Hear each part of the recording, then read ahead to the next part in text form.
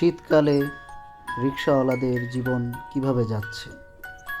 সবাই একসাথে আড্ডা দিচ্ছে, রিক্সাগুলো স্ট্যান্ডে দাঁড়ানো, সবাই এনজয় করছে। ভালোই লাগছে পরিবেশটি। এখানে প্রথম এসে আমার খুবই ভালো লাগলো।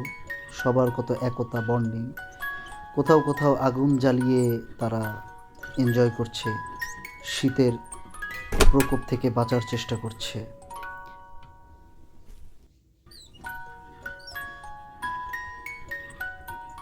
রিক্সার টায়ার, তারপর যেটি দিয়ে আর কি রোদের সময় ঢাকে, রিক্সার ঢাকনা, সেটা দিয়ে আর কি তাপ পোহাচ্ছে।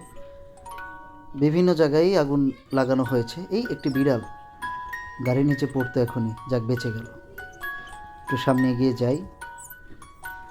এখানে আরও একদল আগুন জ্বালিয়েছে, ওই সেম রিক্সার টায়ার, বিভিন্ন কিছু দিয়ে আর কি আগুনটি জ্বলছে।